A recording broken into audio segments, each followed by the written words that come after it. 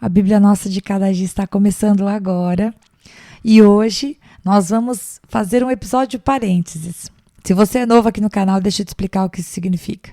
Enquanto eu estou estudando um livro com vocês, um capítulo por dia, muitas vezes eu passo por alguns assuntos que saltam aos meus olhos e eu vou orar ao Senhor a respeito disso e eu pergunto para o Senhor, será que eu deveria, Pai, fazer um parênteses na leitura e meditar a respeito dessa questão com eles? E eles são vocês.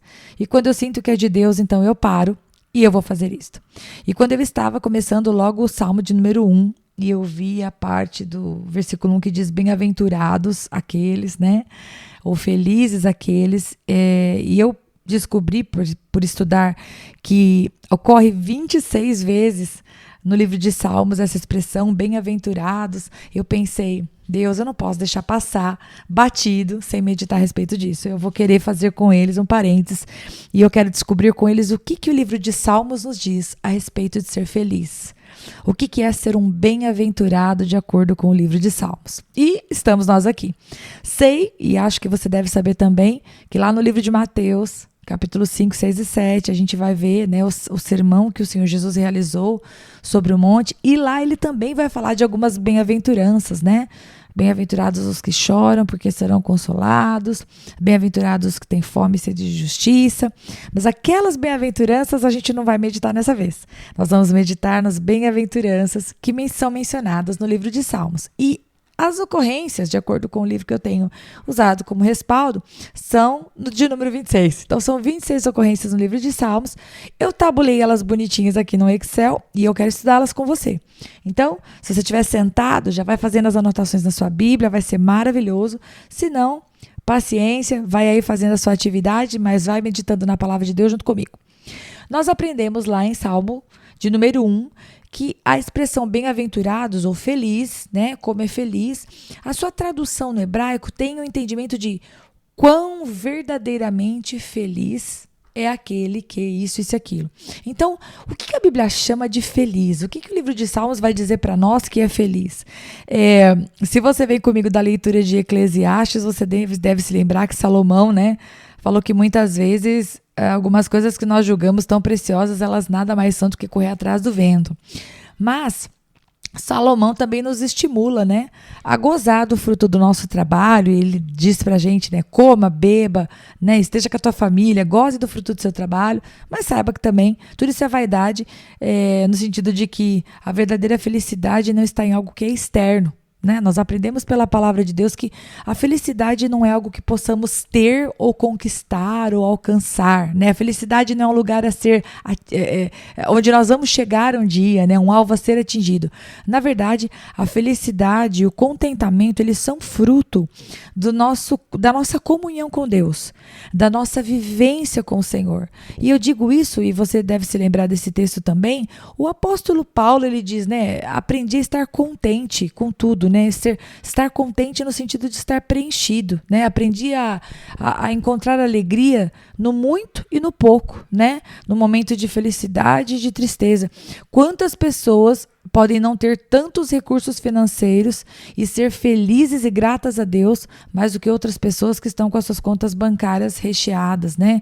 Quantas pessoas não estão aí passando situações de saúde dificílimas, mas são felizes com o Senhor dia após dia no pouco, enquanto outras pessoas que gostam de saúde passam o dia reclamando, né, de várias coisas. Então, a gente sabe que a felicidade e o contentamento tem a ver com a nossa disposição ali, ó, da nossa proximidade com Deus, a nossa disposição em buscar o Senhor e buscar esse contentamento. Então, a gente vai ver pela Bíblia qual é a definição de felicidade. E você pense aí, né? Existem pequenas coisas do dia que te deixam feliz, não é? De repente, aquele teu chinelo confortável, de repente, ó, meu copão de água com gás aqui do meu lado, meu tempo de poder estudar a palavra de Deus, essas coisas me deixam felizes, né? Enfim, você tem várias coisinhas aí que você poderia dizer para mim, Rita, felicidade é um banho quentinho, felicidade é ter uma pessoa para amar e ser amado, bom, felicidade é, sei lá, né, amarela, lembra aquelas figurinhas antigas? Felicidade você tem aí a sua definição. Mas agora, nós vamos estudar pela palavra de Deus o que é ser feliz. E eu separei humildemente, né? Eu separei em 4 categorias. Essa separação quem fez fui eu. Pegando os textos que o livro de Salmos nos mostra, eu separei em 4 categorias o que a Bíblia nos diz que é felicidade. Então, eu acho que eu vou começar com uma categoria que eu denominei as atitudes daquele que acredita a Deus. Tudo bem? Então, quais são as atitudes que nos trazem felicidade? E eu vou citar as referências e você vem junto comigo. Vamos lá, começando. Primeiro, Salmo de número 1, versículo 1. Nós já vimos ele ontem, né? Feliz é aquele que não segue o caminho dos ímpios, não imita a conduta dos pecadores e não se assenta na roda dos escarnecedores ou dos zombadores. Então, feliz é aquele que, quando tem algo na sua vida que precisa ser decidido ou alguma escolha que precisa ser feita, essa pessoa procura alguém de Deus, essa pessoa procura a palavra de Deus, essa pessoa ora e busca uma direção do Espírito Santo. Feliz é essa pessoa, é aquele que não vai buscar o conselho na boca, né, nos lábios do ímpio ou daquele que não teme a Deus. Este é feliz. Então, se você quer evitar a infelicidade, fuja dos conselhos das pessoas que não temem a Deus. Você pode amar e orar por essas pessoas, mas a sua vida não se baseia no conselho delas. Outras 2 referências, essas 2 eu agrupei porque elas são muito semelhantes. Salmo de número 2, verso 12. Salmo de número 34, verso 8. Ambos vão falar mais ou menos a mesma coisa, né? Quem são felizes? Todos os que nele se refugiam, né? Ou o homem a quem nele se refugia. Então agora eu quero que você imagine o Senhor Deus como um refúgio. O que é um refúgio? É um lugar protegido onde você encontra abrigo diante de uma situação de ameaça, ok? Ameaça física, ameaça espiritual, ameaça emocional, né? Imagine o Senhor Deus como esse lugar para onde você pode correr. A Bíblia fala que feliz é todo aquele que nele se refugia. Então, quando você se sentir ameaçado em qualquer área da sua vida, qualquer que seja a direção de onde está vindo a ameaça, saiba que você tem um lugar em Deus. Você pode entrar no banheiro do escritório onde você trabalha, você pode estar caminhando na rua e falar: Pai, eu preciso me refugiar em Ti. Deus, a minha alma está triste, eu estou abatida, eu estou com raiva, eu estou com vontade de me vingar a mim mesmo porque eu fui ferida, mas Senhor, eu quero me esconder no Senhor agora. Me leva para este refúgio, porque o Senhor como refúgio não é um lugar físico, né? Algumas pessoas acham que se refugiar no quarto delas e não sair mais de lá vai fazer o problema desaparecer. Isso é uma mentira, né? Nós não temos como nos esconder do problema. Os problemas precisam ser enfrentados, mas a gente corre para o Senhor, que é o nosso refúgio. A gente fortalece a nossa alma, a gente escuta dele o conselho e a gente sai desse refúgio e vai lá resolver as situações que estão diante de nós, né? Os desafios, eles estão aí para serem vencidos, né? As batalhas estão aí para serem enfrentadas em nome de Jesus. A outra referência que eu quero meditar com você é Salmo de número 40, verso 4. Lá diz que feliz o homem que põe no Senhor a sua confiança e que não vai atrás dos orgulhosos, dos que se afastam para seguir deuses falsos. Então vamos olhar para esse versículo devagar, né? Sim, existem pessoas que apoiam a sua confiança em deuses falsos. E quando a gente está falando de deuses, a gente não está falando de uma imagem, a gente não está falando necessariamente de um demônio. Podemos estar falando disso também, mas quando está falando de deuses falsos, está falando de você dar o lugar de honra, o lugar de controle para qualquer um que não seja Deus, né? Nós podemos cometer idolatria, não necessariamente com um ídolo. Eu posso ter idolatria por um filho. Eu posso ter idolatria pelo meu marido, eu posso ter idolatria em relação ao meu emprego. Ídolo é aquele que senta no trono do nosso coração e que não é Deus, ou seja, não deveria estar sentado lá. Então, a Bíblia diz que feliz é aquele que põe no Senhor a sua confiança, então você confia em Deus e você não vai atrás de outras coisas. Por exemplo, pessoas orgulhosas, o orgulho tem a ver com aquele que se estriba no seu próprio entendimento, naquele que confia mais em si do que em Deus. Então, acho que a tônica desse versículo quer dizer para a gente assim: Você quer ser feliz?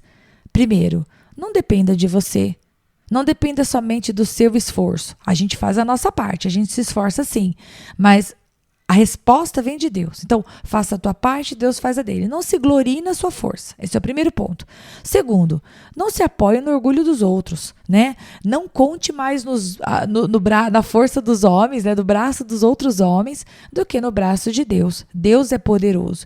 E terceiro, não coloque ninguém no trono do seu coração. Se você quer ser feliz, não espere dos outros aquilo que somente Deus pode te dar, né? Muitas vezes as pessoas falam, eu estou infeliz porque aconteceu tal coisa no meu trabalho, meu chefe fez tal coisa. Pera, o seu chefe, ele é responsável pela sua felicidade? Aconteceu tal coisa porque, nossa, meu marido falou isso, minha esposa falou aquilo, meu filho falou tal coisa. Só um momento. O seu filho, o seu chefe, sua esposa, o seu marido, eles são as pessoas que são responsáveis pela tua felicidade? Não, senhor, né? Você é responsável por colocar uma pessoa no trono do teu coração. Quem é? É Deus. Então, se quem estiver sentado no trono do meu coração for o Senhor, quando as minhas filhas fizerem um comentário ingrato a respeito de algo que eu tenho feito por elas, eu vou perdoá-las e eu vou imediatamente lembrar que aquele que me motiva a fazer as coisas por elas é Deus. Porque se a minha motivação estiver nas minhas filhas, quando elas forem ingratas, sabe o que eu vou pensar? Eu vou pensar assim, também não faço mais nada por elas, porque eu estou fazendo à toa, elas não reconhecem. Agora, quando eu faço as coisas para elas, porque eu faço para o Senhor primeiro, então a ingratidão delas não muda o meu coração. Você está entendendo? Se nós colocarmos deuses falsos no trono do nosso coração, a gente vai viver de acordo com a gratidão, o respeito ou o reconhecimento de homens. E não é disso que a Bíblia fala para nós, ok? Bora para o próximo versículo. Felizes são quem? Bom, a gente vai encontrar no Salmo de número 84, 3 versículos que falam sobre esse bem-aventurados, que é o versículo 4, é o versículo 5 e é o versículo 12. E olha o que diz lá, de maneira resumida. Felizes são os que habitam em tua casa e louvam-te sem cessar. Os que em ti encontram força e aquele que em ti confia. Bom, de confiança, a gente acabou de falar agora, né? Aquele que confia é aquele que sabe que Deus está no controle. Nada foge das mãos nem dos olhos do nosso Deus. E também nós sabemos que esteja acontecendo tudo de uma maneira fácil e leve, ou a gente esteja enfrentando algumas provações, Deus está no controle. A nossa parte é continuar fazendo certo. Deus, que é justo, vai agir em nosso favor, né? A gente não vai começar a agir de maneira desleal, desonrosa e pecaminosa só porque a gente está orando e a situação não está mudando. A gente continua firme em Deus e Deus trabalha em nosso favor. Então, isso é confiança. Agora, o versículo vai falar daqueles que habitam em sua casa e te louvam sem cessar. Bom, louvar sem cessar significa nós louvarmos com louvores, com cânticos ao Senhor, significa nós termos um coração agradecido. Quando fala sem cessar, tá falando de em todo tempo, né? Eu tenho uma pia lá cheia de louça, glória a Deus por isso. Eu vou lá lavá-la depois, mas se a minha pia está cheia de louça, é porque eu tive pessoas amadas para comerem comigo, né? Se eu tenho vários calçados ali para guardar dentro da sapateira, é porque eu tenho vários pares de pés para entrar dentro daqueles calçados. Então, significa nós temos um coração agradecido no sentido de olhar o motivo bom da coisa, mesmo que muitas vezes pareça ruim, e trabalhar, lógico, para colocar aquilo que está fora de ordem no lugar. E habitar em sua casa, é óbvio, né? Tá falando da casa do Senhor, tá falando da igreja. Que delícia estarmos na igreja. Agora, os que te encontram força, agora eu quero fazer uma pausa especial aqui. Deus é quem nos fortalece. Se a força motora, se a força motriz da nossa vida forem as pessoas, a gente vai se sentir desestimulados todos os dias, né? Nós precisamos de pessoas que nos incentivem? Precisamos. Eu mesma sou uma incentivadora da sua leitura bíblica. Uma amiga muito especial, uma irmã amada, me incentivou a começar as minhas caminhadas. E hoje foi o primeiro dia. Orem por mim em nome de Jesus. A gente precisa de pessoas que nos fortaleçam com incentivos? É verdade. Mas é em Deus que a gente encontra forças. Você lembra de Eclesiastes que a gente viu que melhor é o fim do que o começo? E a gente aprendeu com Salomão que no começo a gente está cheio de força de vontade. né? E depois a gente vai esmorecendo, vai dando aquela falta de energia. Bom, em Deus é que a gente encontra forças para ir até o fim, ok? É muito bom terminarmos tudo que nós começamos. Então, se você está sentindo vontade de parar alguma coisa, arriba, nada de parar. Busque forças em Deus para você não deixar pela metade aquilo que você começou. Próxima referência é Salmo 106, versículo 3. Felizes são aqueles que perseveram na retidão, que sempre praticam a justiça. Busque fazer aquilo que é reto. Ah, mas todo mundo faz curva. Ah, mas todo mundo dá o jeitinho. Ah, mas todo mundo conta aquela mentirinha e pronto. Não, você e eu, a gente faz diferente. Por quê? Porque a gente faz por Deus. Tudo é dele, é por ele e para ele, não é assim? Então a gente faz o certo mesmo quando não tem ninguém vendo. E se a gente errar? E se a gente fizer um trem torto? A gente volta. A gente pede perdão ao Senhor e a gente corrige o que fez. Mas a gente persevera no que é reto, sempre fazendo o que é justo. Outras duas referências são o Salmo 112, verso 1 e o Salmo 128, verso 1 e 2. E eu estou juntando eles porque eles falam do mesmo assunto. Olha só, o homem que teme ao Senhor, esse é feliz, né? E tem grande prazer em seus mandamentos, e o homem que teme o Senhor, anda em seus mandamentos e que vai comer o fruto do seu trabalho e vai ser próspero. Então, aqui, o centro é o temor do Senhor. E a gente aprendeu em outro texto, eu acho que foi em Provérbios que a gente falou disso, que o temor do Senhor não é medo. Aí eu tenho temor do Senhor, eu acho que ele vai me castigar. Não é isso, gente. Temor do Senhor, na verdade, é o amor que nós temos por Deus, é o respeito que nós temos por Deus diante de tudo aquilo que ele fez por nós. Nós éramos ovelhas sem pastor. Deus entregou o seu Filho unigênito para morrer por mim e por você. E por causa da morte de Jesus Cristo, porque ele aceitou ser o sacrifício por nós até o fim, o véu do templo se rasgou. Hoje nós temos livre acesso ao Pai. Você e eu, a gente não precisa de ninguém para chegar até Deus, a não ser Jesus. E isso tudo porque Deus entregou o seu Filho e porque Jesus Cristo aceitou morrer por nós na cruz. Ele foi até o fim. Morreu uma morte terrível. Então, o temor ao Senhor é a gratidão que nós temos no nosso coração. Eu busco viver uma vida reta, eu busco ter temor do Senhor em tudo que eu faço, não porque eu tenho medo dele, não porque eu tenho medo do inferno, não porque Deus está olhando e vai me castigar, mas porque eu temo ele, eu amo tanto, eu sou tão grata porque hoje eu pertenço a uma família. Eu sou muito grata a Deus porque quando o Senhor resolver que vai ser o dia da minha morte, eu sei que eu estarei com Ele imediatamente.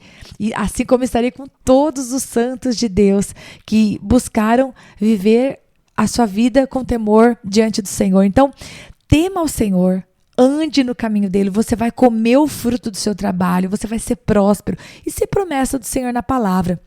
E tema ao Senhor e busque conhecer os mandamentos dele. Amém? Salmo 119, verso 1 e 2 também falam a respeito da bem-aventurança, de ser feliz. E o que diz lá? São felizes os que andam nos caminhos irrepreensíveis. Irrepreensível é aquele que não pode ser repreendido, né? Que anda nos caminhos certos. E que obedecem os estatutos e de todo o seu coração o buscam. Bom, só é possível andar no caminho do Senhor quando eu conheço o caminho do Senhor.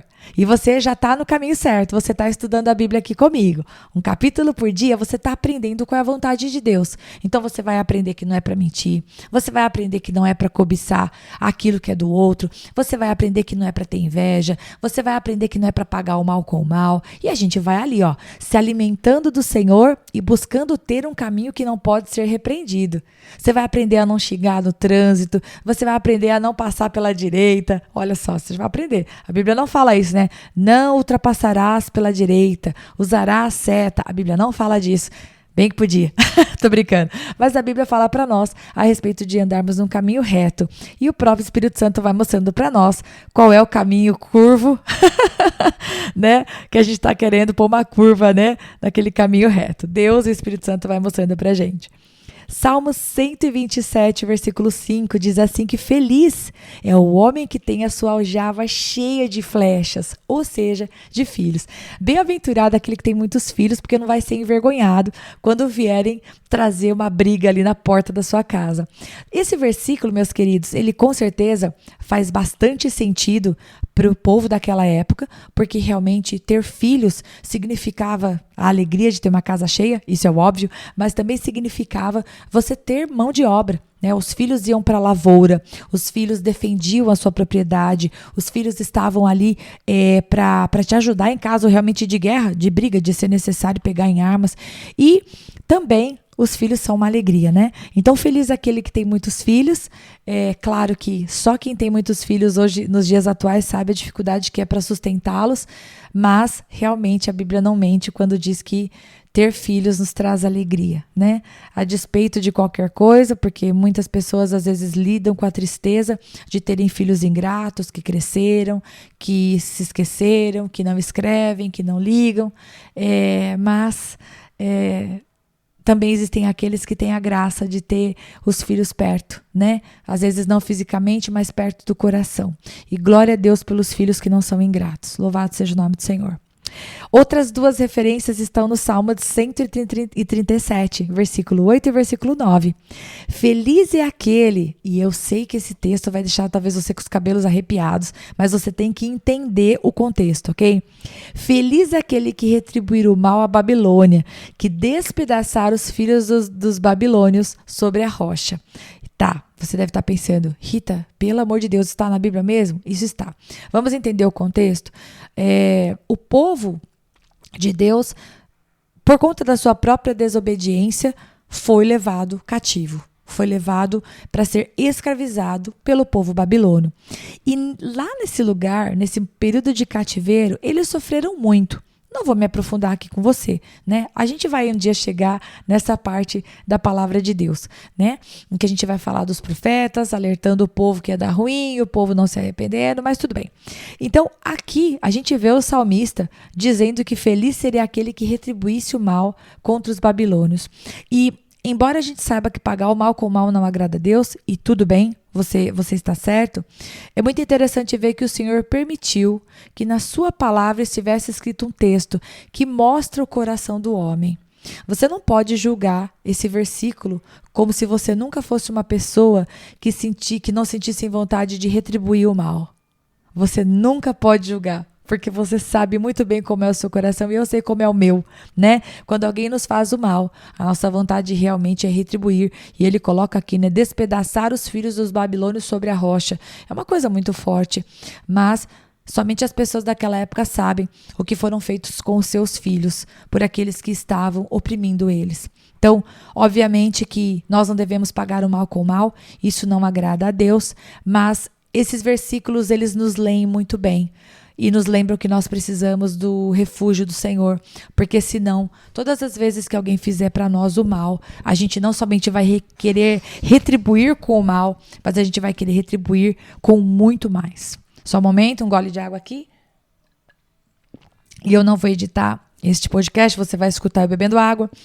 As próximas referências estão em Salmo 144, versículo 15, aparece por 2 vezes ali a expressão bem-aventurado. Quem é bem-aventurado?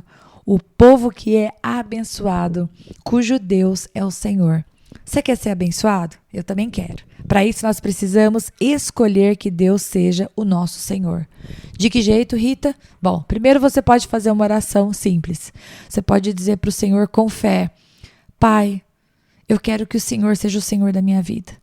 Senhor Jesus, vem tomar o senhorio da minha vida. O senhorio da minha mente, o senhorio das minhas palavras, o senhorio das minhas atitudes.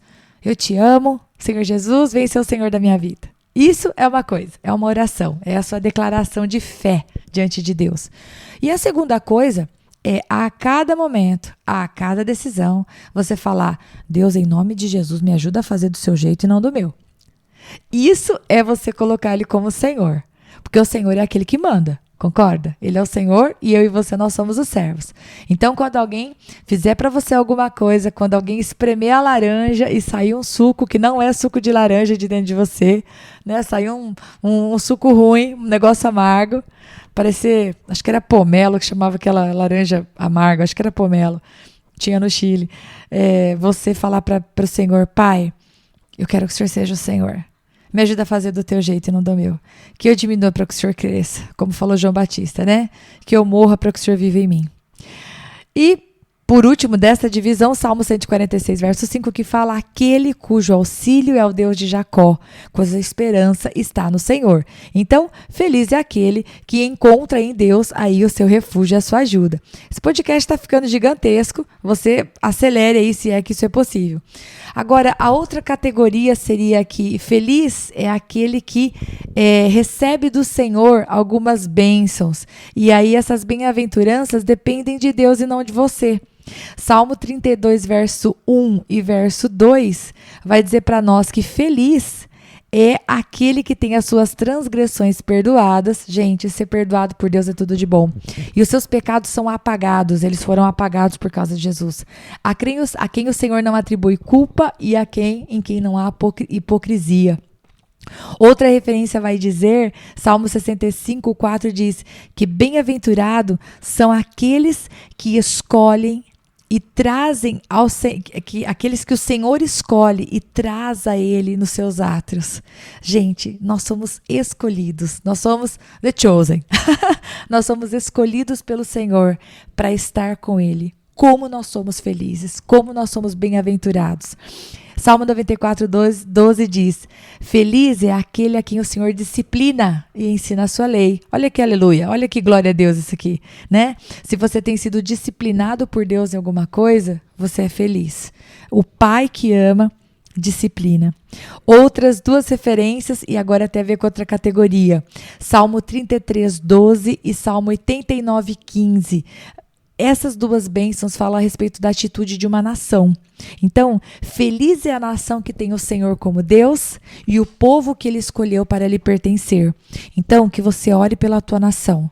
Feliz é a nação cujo Deus é o Senhor, que a nossa nação tenha Deus como Senhor. Ou o povo que aprendeu a clamar-te e andar na luz da tua presença. E por último, a outra categoria é uma que eu denominei como a atitude que vem do homem, mas conjugada com a atitude do Senhor. E está lá em Salmo 41, verso 1, que diz assim: aquele que se interessa pelos pobres é feliz. Feliz aquele que se interessa pelos pobres. E aí o Senhor faz algo. Olha o que diz o Salmo. O Senhor o livra em tempos de adversidade. Então que você e eu nós possamos abençoar aqueles que têm menos. Não porque a gente quer a recompensa, em nome de Jesus não seja essa pessoa, mas porque Deus ele vai recompensar. Encontrou motivos para ser feliz no livro de Salmos? Te dei um montão, né? Então, recebe esse podcast gigantesco aí e Deus abençoe muito você em nome de Jesus.